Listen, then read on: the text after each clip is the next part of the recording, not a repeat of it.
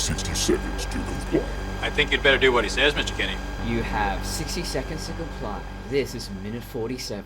Part man, Part machine. all pod. This minute begins with the technician watching Murphy drive away and ends with Sergeant Reed saying, "Yeah, I got it." Just right off the bat, oh my god, Reed, this particular, especially tail end of this minute, Reed, oh my god, MVP of this scene. Just that acting moment, just damn, so good. Yeah, again, a lot of really subtle stuff. He's not doing much. It's just you can see in his body language and his face just how much contempt he has for Norton. And also resignation as well. It's just that thing of like, motherfucker, if you were any other person, I would lay you out. Yeah, yeah. I'm too old for this shit. Yeah, pretty much. I was going to bring this up last minute, but I guess it still works for this minute. I just wanted to say, whoa, we're halfway there. Yeah, living on a prayer. Yeah, I was going to say lemon on a prayer. Lemon on a pear, but I just didn't know if that was just too subtle. But I was going to also probably insert the footage of the screaming goats singing Living on a Prayer.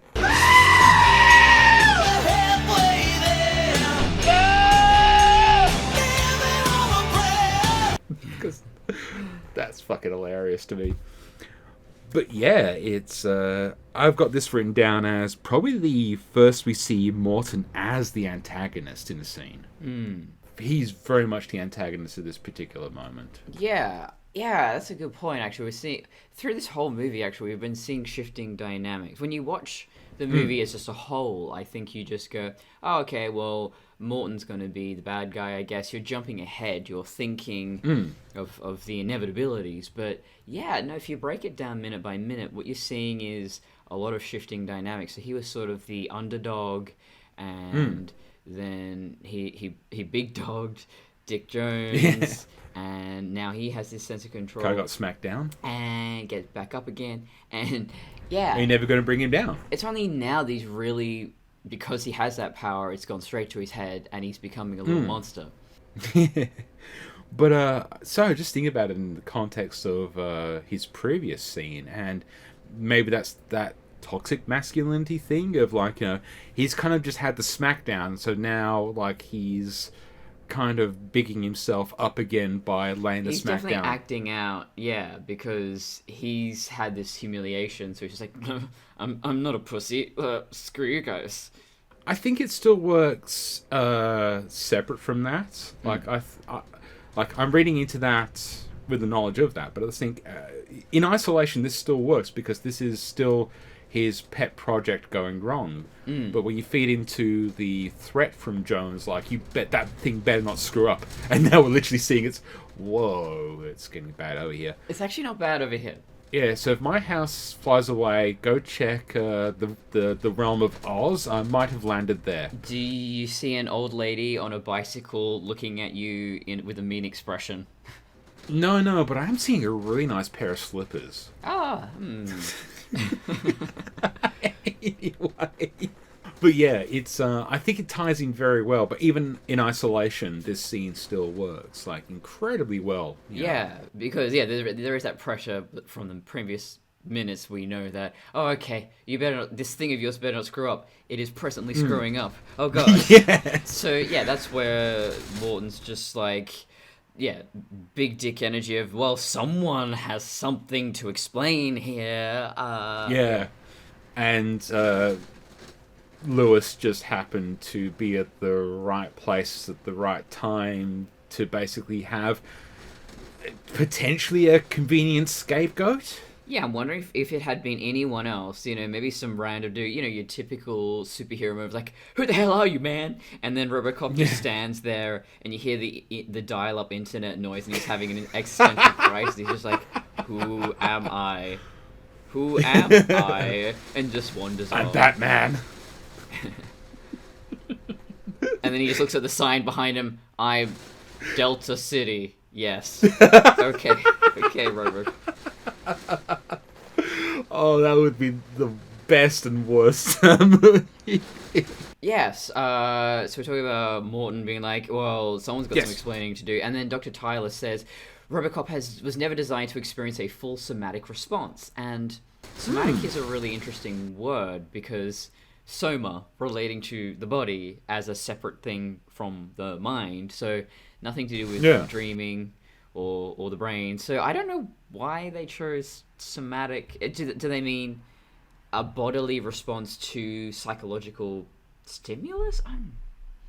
This is why I keep going back to it. I think they designed the brain essentially to be an operating system for the body, like an OS, like an inbuilt OS. So if we talk about not like necessarily like an Windows operating system, but more like, say, a Linux operating system, where it's a customizable thing where you can just plug and play your own things for it to do your thing.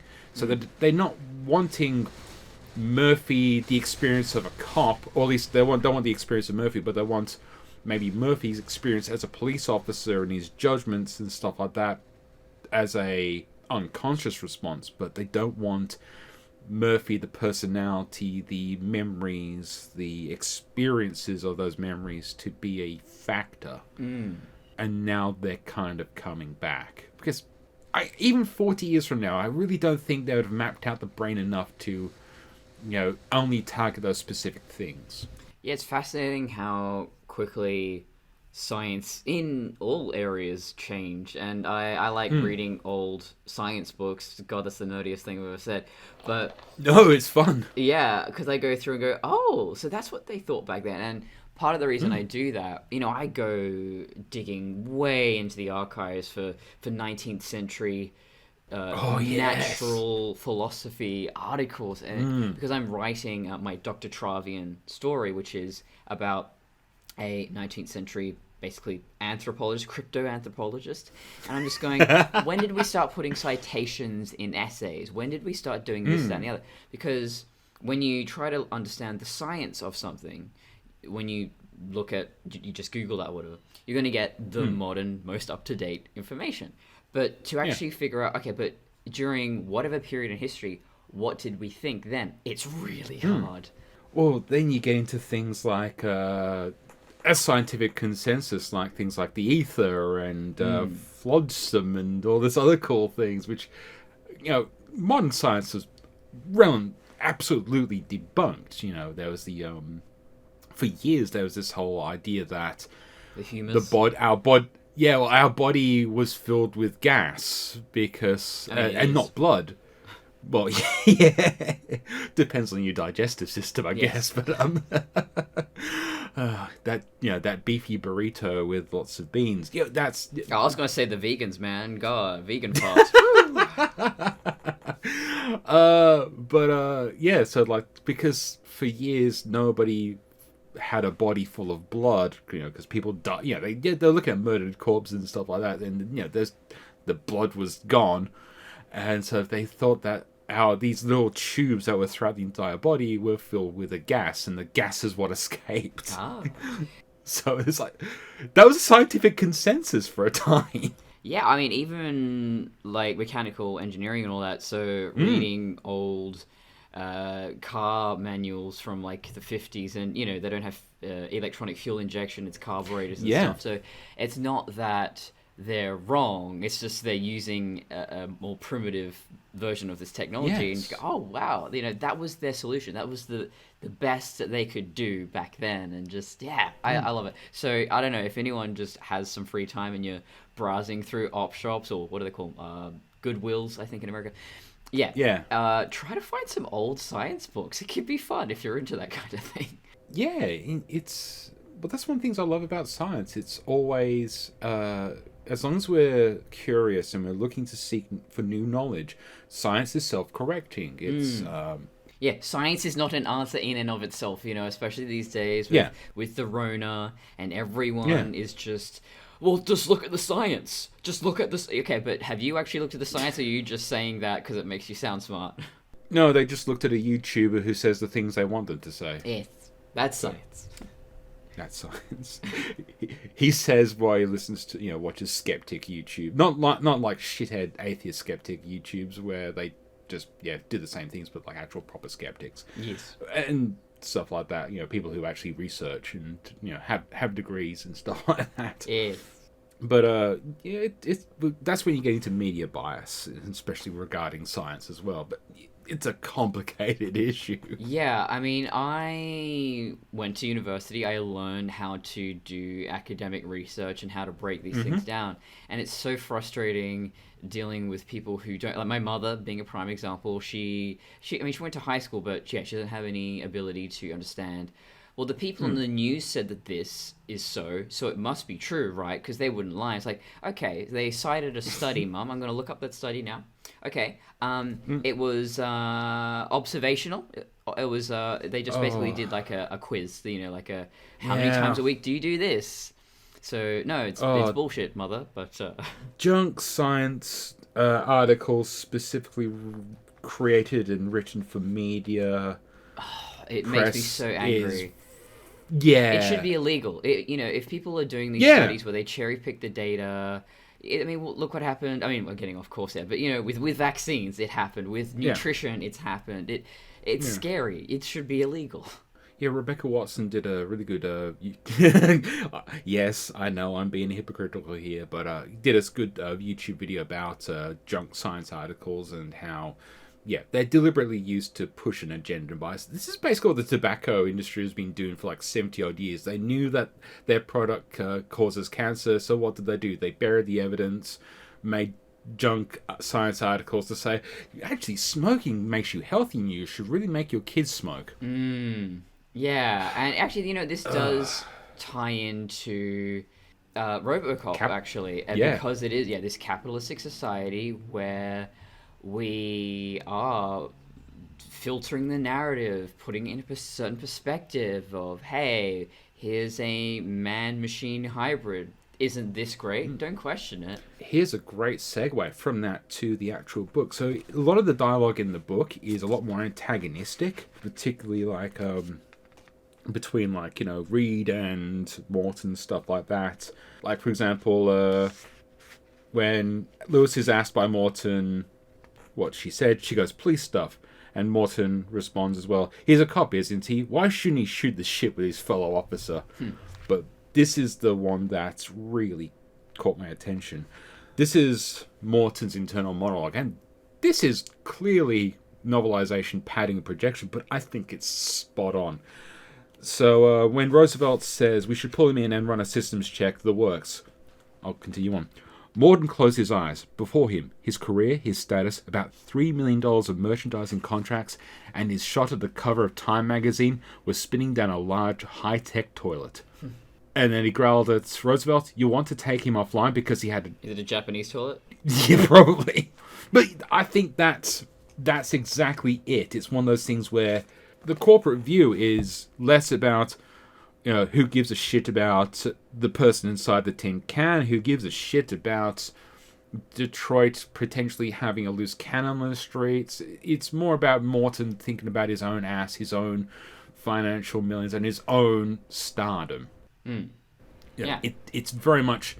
There's actually a bit missing in the script that's in the movie, and it's when Morton says... in the script he says, "Great, let me make it real clear to you. He doesn't have a name, he's a product. Clear?" And in the movie, I'm not sure if this was ad-libbed or not, or was just included on the time, but Morton's extra bit of dialogue says, "He's product." And I think that's such a good, specifically good ad. Yeah. Like, he's a product. This isn't, he's an experimental machine, he's a prototype. No. They want to manufacture more Robocop. He's a product. I've been watching a lot of documentaries about... This is relevant as far, and I'll just talk about cars because I want to... That's cool. Automotive manufacturing. And there's so many times throughout history where they've made this huge blunder, where they've spent so much money on a thing. Like, okay. Saab, beautiful company, one of the best in the world. Not just saying because I have one myself. And then General Motors took over.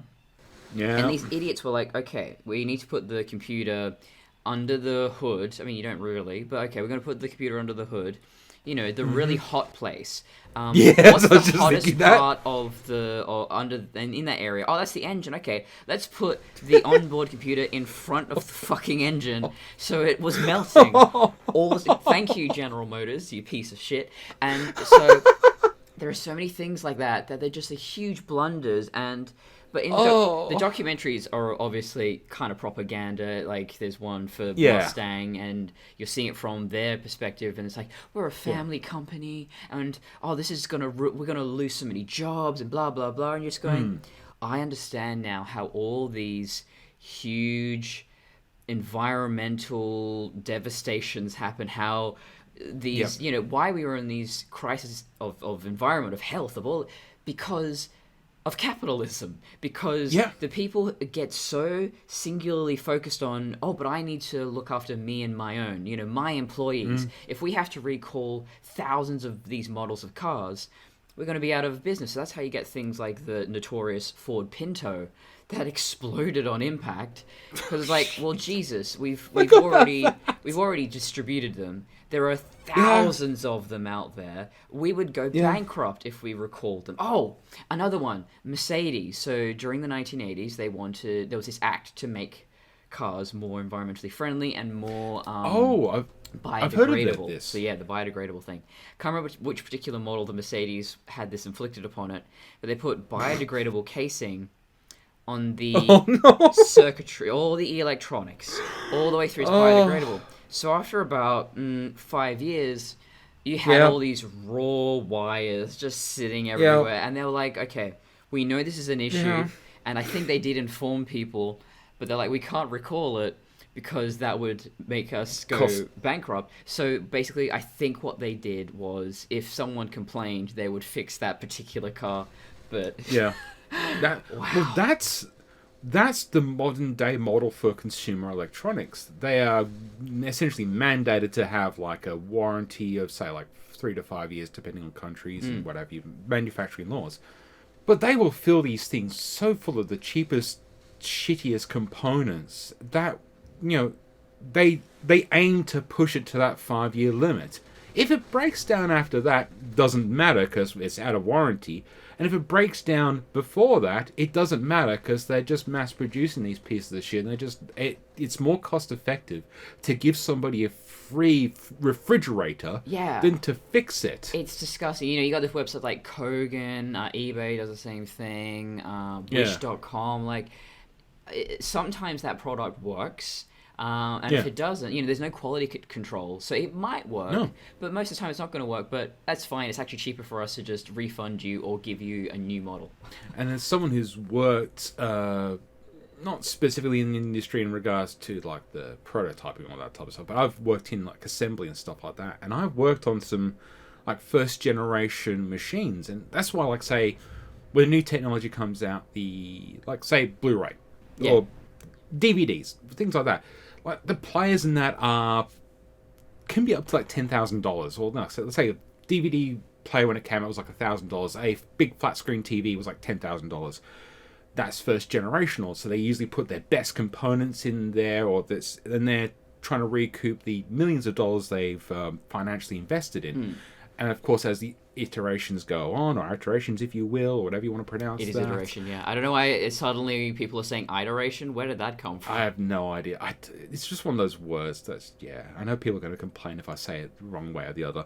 And so, as the iterations go on, and iterations go on, and all that type of bullshit, it gets cheaper and cheaper and cheaper. But also at the same point, they're also going, we've stripped down functionality, we've stripped down costs, and so we're just mass producing these cheap pieces of junk now we're selling for $50, and if they break, they break, and we don't care. And of course, that's the other thing.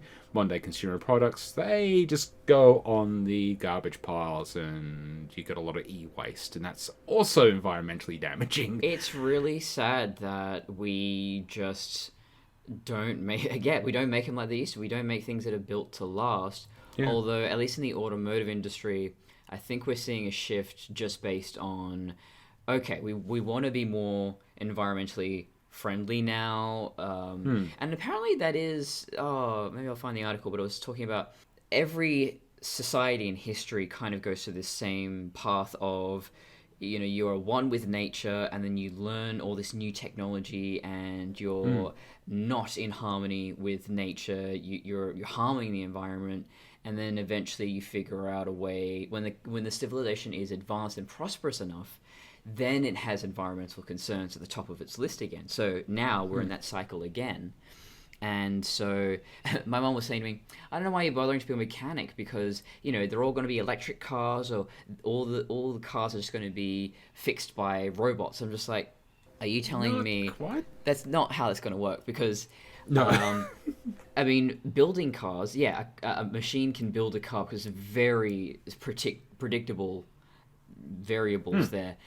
Whereas diagnosing an existing car, You've essentially got a repeatable set of instructions and mechanical applications. Yeah. Whereas, someone comes in with like a Volvo from 1992, and they're like, it's making a humming noise at the back.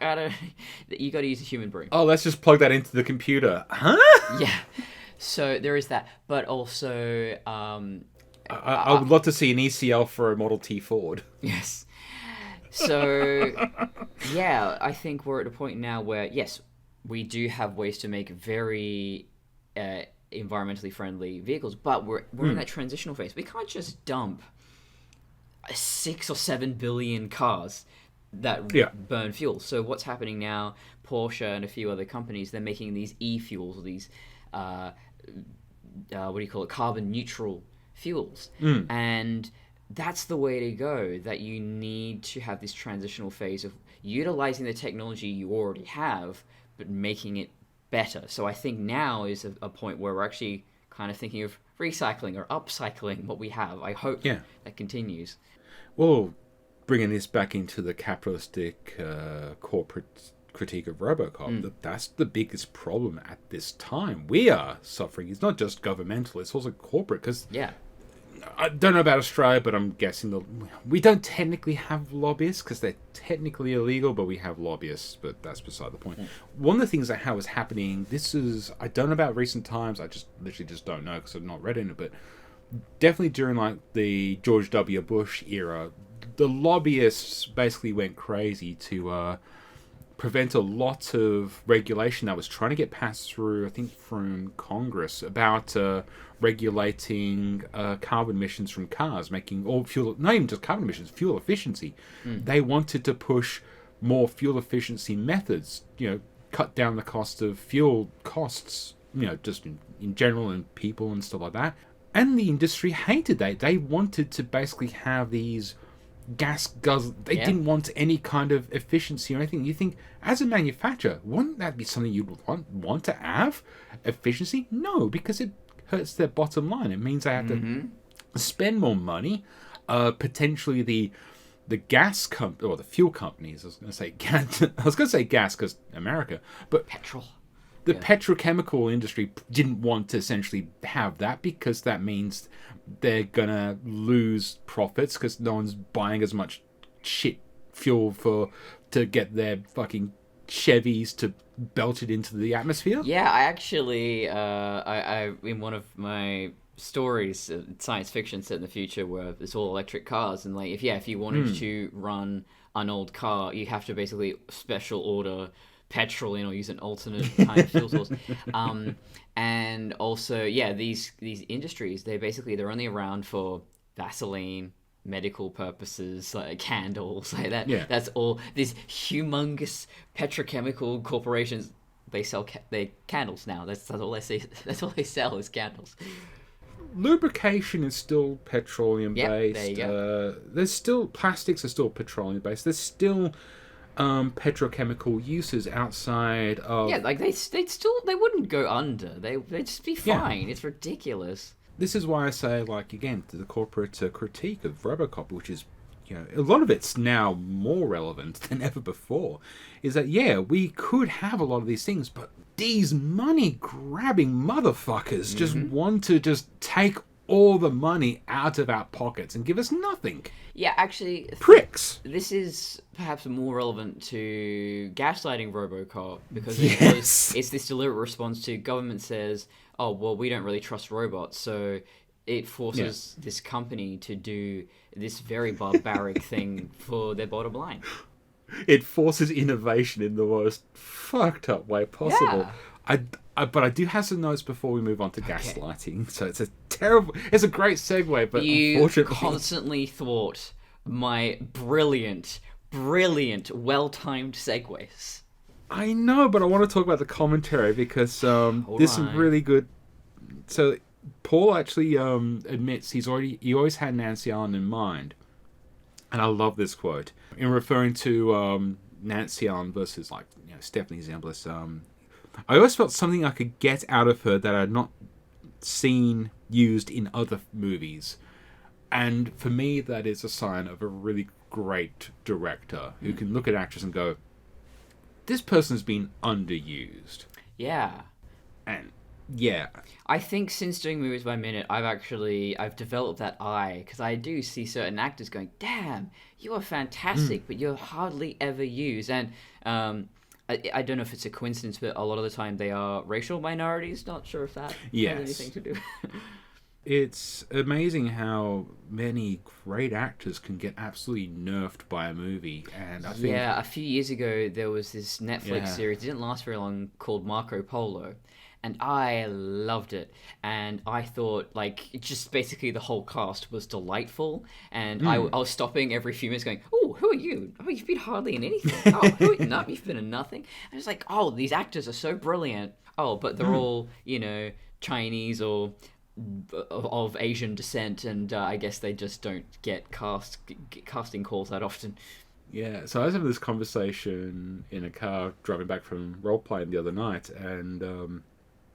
it was talking about how, actors that are, bad people but good actors and things like that. But we're trying to figure out people. But I turned around and said, well, there's actually one actor I can think off the top of my head. He's a terrible person and a phenomenally terrible actor. I have no guilt saying how horrible I think he is, and that's Jared Leto. Because I'm going, okay, I've not watched that many of his things, admittedly, but every single time I've seen a movie with him in, I've just wanted to punch him in the face. I think he's very pretentious, but there are certain roles where you go, he's very good at that quiet stillness, that sociopathic kind of thing, but maybe that's just his natural essence, so I don't know. I don't think he's acting, but that's not me. I think what he does is acting with a capital A. He's very deliberately going, this is my... whatever method, acting, bullshit, look how brilliant I am, Oscar bait. He's definitely the American method school of acting, which I can't fucking stand. Whereas someone like Michael Fassbender, look at the dirt on Michael Fassbender. He did some horrific stuff, absolute misogynist, brilliant he's a monster. Actor. That's the thing, is I really respect him as an actor. He's one of those ones, totally transforms for every single role. He's very natural in his performance. You forget he's acting. Whereas Jared Leto, you're like, acting, thank you. Oh, hello, Jared Leto. You're playing Jared Leto, I see. Okay, fuck off. Yes. That's... The movie that came to mind was Blade Runner 2049. I'm just there going, oh, God, fucking, I just can't stand him. It's like Tyrell. Tyrell is just, he's part of that environment. You feel like he is a natural part of that world in Blade Runner. Yeah. This is not my Nexus Minute podcast, but but here we are. Yeah. Whereas Jared Leto is just like, now we're going to stop. Jared Leto. Hang on, guys. Just Ryan Gosling, sit down. Hold up a minute.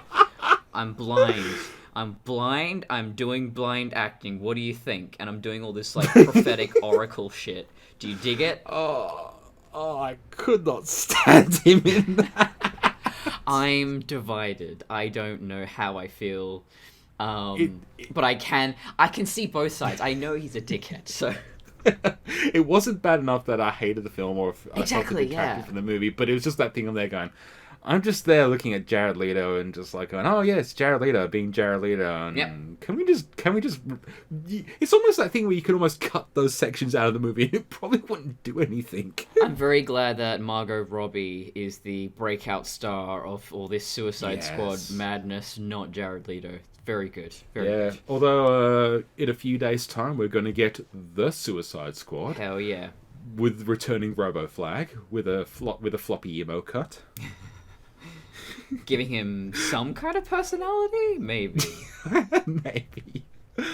But yeah, so it's interesting how bringing it back is that Yes. it's actors and their relationship with directors and stuff like that. And it's a complex issue, and it's good when a director can see something in an actor and bring that out, or and Oh yeah, like Guillermo del Toro, Shape of Water, man. That Oh, was the other one I yeah. wanted to mention before. Sorry to interrupt, but yeah. no, yeah, go. Yeah, oh god, I can't remember that actress's name, but like, she's mostly doing these little British sort of dramas, and then Paddington, and then Guillermo was just like, what if she was the romantic lead with my fish man in my erotic fanfiction? my creature from the Black Lagoon Fanfiction. Axel Braun and X-rated parody. Damn, he should get into that. Yeah, I would watch everything that man made. It's sad that I know the exact name of that director. But yes, Nancy Allen, definitely. I mean, she had been in Dress to Kill before this, and Carrie, and I think she's great. And she plays really different roles in each one of those movies. And that's something, I think, especially for actresses at the time, mostly they do get typecast and they play the same kind of roles over and over again. But no, she banger after banger, and she didn't really do much after that. So yeah. Well, even going into the other Robocop movies and how they handled Lewis was always so just not as good. No. Like, it should be pointed out when you do get these fantastic relationships between the cast and crew and stuff like that, and it's rare sometimes nowadays to see that in a big Hollywood blockbuster film, when you can take this character and really, or this actor, and really amplify them up. Like, Yeah, I mean, there's a reason why on her IMDb profile, this is her. She uses her Lewis photo, because it's just like, yeah, that's the most iconic and the most memorable. I don't want to harp on about like bad ones, but yeah, this is where you get like, your Michael Bays that just treat a lot of women characters as basically supermodels that speak, and it's the Oh, I actually do have a note about Megan Fox in our gaslighting segment. So that's okay, yeah. well, it's also the male gaze versus the female gaze and other things like that, and I think probably because Paul, being European, he has a different viewpoint from an American director, so which I think really does aid this film. So yeah. Definitely, yeah. Speaking of going on too long, Ed actually thinks this scene particularly is too long, and he didn't think he had a good out writing out of the screen, and that's basically why he kind of just added a thing of like, oh yeah, screw them. That was his out of the scene. And it's funny because I didn't think this scene goes too long. In fact, they do note that maybe the pause with Reed was probably a bit too long, and I'm going, I thought that was perfect. And I think it's so crucial to that scene as well. Yeah, it's a perfect acting moment, and I really think it amplifies the dynamic between the cops and OCP. And I couldn't believe today was the moment I went, hang on, is OCP deliberately an anagram of cop? We're very smart here at 60 Seconds to Comply, yeah. I'm probably not the first to point that out, and I've probably thought about it in the past, but this is probably the first time I think I might have brought it up on the podcast. Yes. Shall we jump into gaslighting? Alex, how do you feel? I feel fine, Dr. Morton. Yeah, I guess. This minute begins with Transformers shenanigans and ends with Batman shenanigans. Who gives a fuck? I do have another. You didn't couple say notes. quit saying shenanigans. I'm very disappointed in you. No, I'm all about shenanigans, and if we keep saying a few more times, I'll go grab my broom. Good. Hey, where's that place where you go with all the... I can't remember the Super Troopers quote now. Super true. Next person to say shenanigans. Yeah. No, apparently Roboflag has a monoboob now. Yes. Yeah, I'm so fascinated by all this focus group sort of stuff, and I mean, genuinely really good. I think, oh god, Keaton's characters. Sellers. Sellers, yeah, I had it right there. Yeah, Raymond Sellers, I think, has a great point. People don't know what they want until you show them, and that's actually really true. I mean, I've worked as an artist on commission, and yeah, you have someone with more money than sense, more dollars than sense, if you will, and they're just like, okay, I have this really specific idea of you definitely see this with architects more than anything. Where, we built this enormous McMansion. It is so tacky. We just put fucking pillars everywhere and stone lions. Why? Because this guy wanted it, and it's really not demonstrative of that craftsman's skills. It's basically just them having to compromise and acquiesce to the commissioner's desires. And like, why would you? No, I get it. You know, you commission some very famous architect or fashion designer or whatever, so you can say, I spent a stupid amount of money commissioning this particular designer, and it's just like, the brand is more important than the product. Yeah, whereas, you know, me, a sensible pleb, would be like, oh, wow, I mean, this very famous designer wants to design for me. Yeah, I'm not going to say a thing. And maybe I'll just say, oh, I prefer these colors, but that's about all I'm going to say. You've nailed it right there. Some people don't know what they want until it's... This is something that is especially really bad in Hollywood at the moment. This over-reliance on focus groups and... Pony Smasher on YouTube. He's I can't remember his actual name, the director of Shazam. His YouTube channel is called Pony Smasher. Don't ask why, but yeah. I had no idea. That's cool. He has a video. His videos are really great about just the film industry and making low-budget movies. But one of them is about focus groups. And it's fascinating because you go...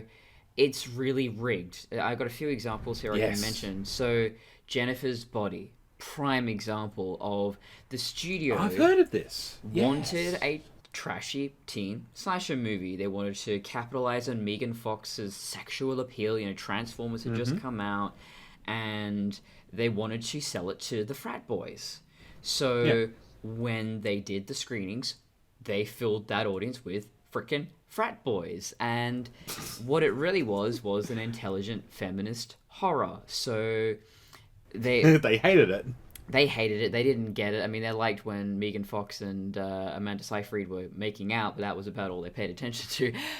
But thankfully, frat boys or fap boys, huh? Yeah, but thankfully, I've been holding on to that joke for a minute. Oh my god. But thankfully her vision was Diablo Cody. Her vision was fairly uncompromised, and we got what we got today. And I think Jennifer's Body is a fantastic movie.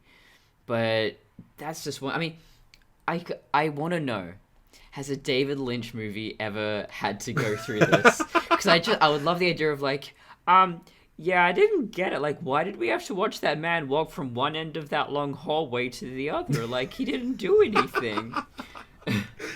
Or maybe you see this as where it's interesting because you bring up bias in regards to focus groups. So there's two ways you can do that in regards to a movie. You can have a general audience, or you could have a specific audience. If a studio's going, yeah, we want a movie for frat boys and market it for, and the movie's not that, yeah, you're going to fail.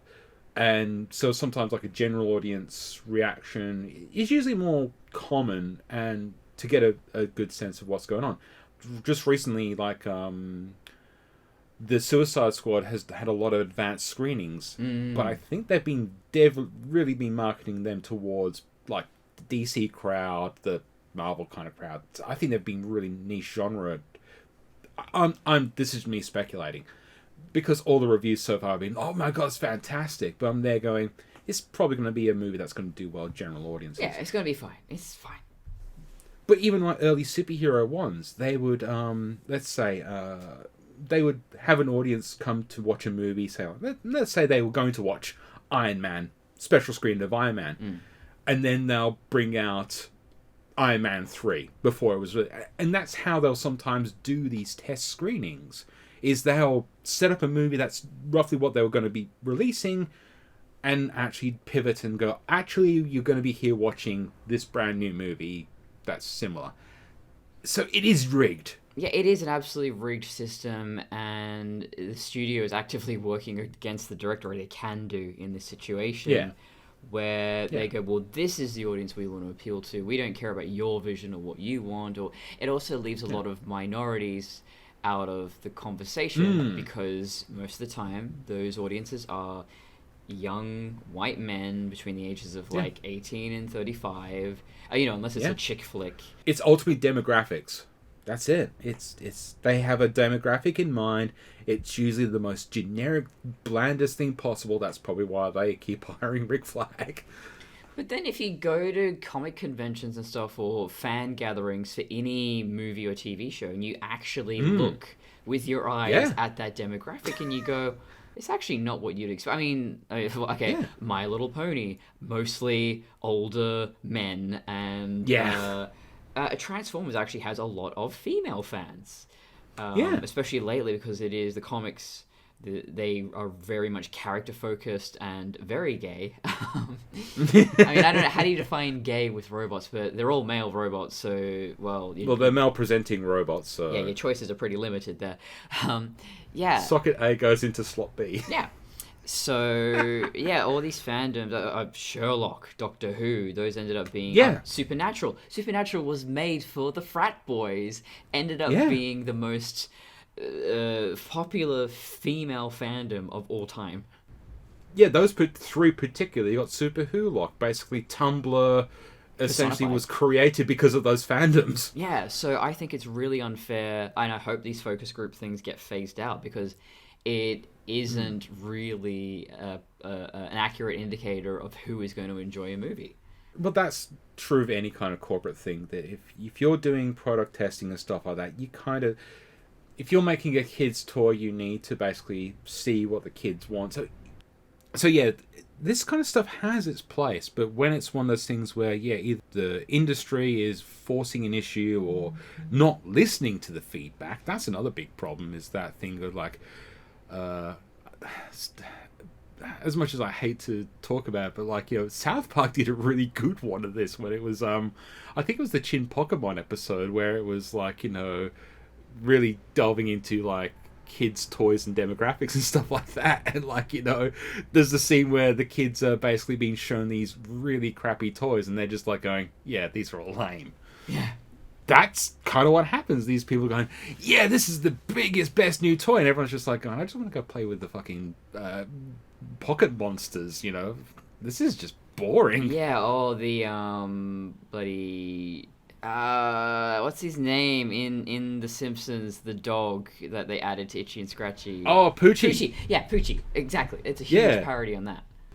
Yeah. So again, it's one of those things where it's not necessarily a bad thing to have these things, but when people ignore the research or they try and they create a thing that's definitely not marketed for this one particular thing, and then they try and push that marketing.